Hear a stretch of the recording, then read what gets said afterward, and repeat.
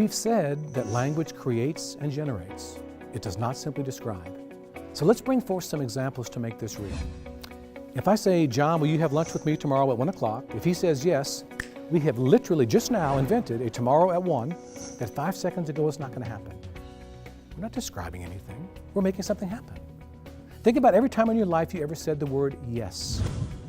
Every time the word yes ever came out of your mouth. Here's a question. If all those times instead you had said no, would your life be different?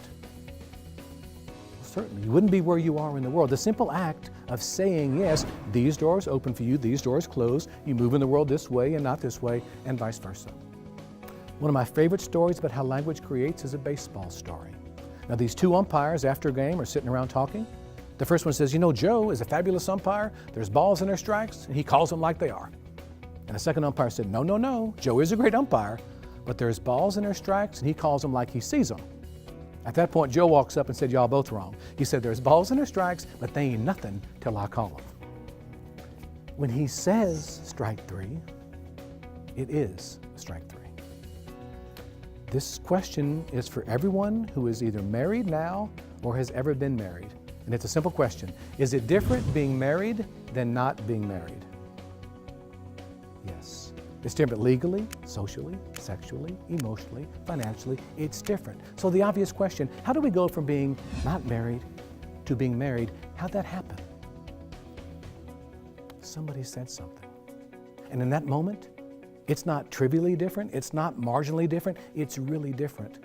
We speak ourselves into the world.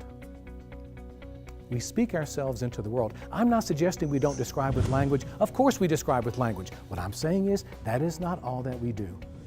Think about it. How was the United States of America created? What is there in the archives, under the glass, right next to the Constitution, Declaration, this country was declared into being. Now there was work to do after that, yes, but without the Declaration, it does not happen.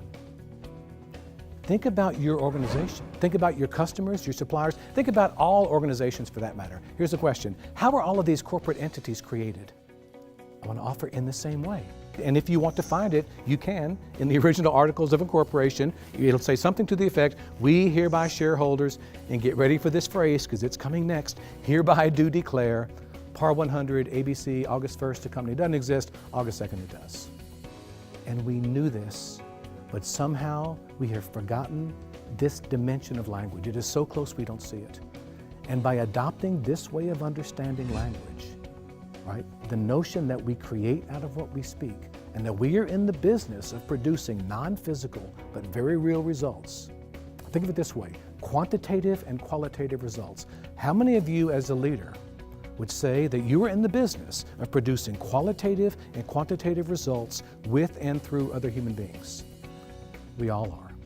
And learning something about this side of language can be extremely helpful. Can you see how by adopting a way of understanding language that emphasizes and points out the generative and creative dimension, the ways by which we are producing results, consciously, purposely can be helpful to you? Are you ready to learn more about how harnessing the power of language, the power of conversations can support you inside your organization?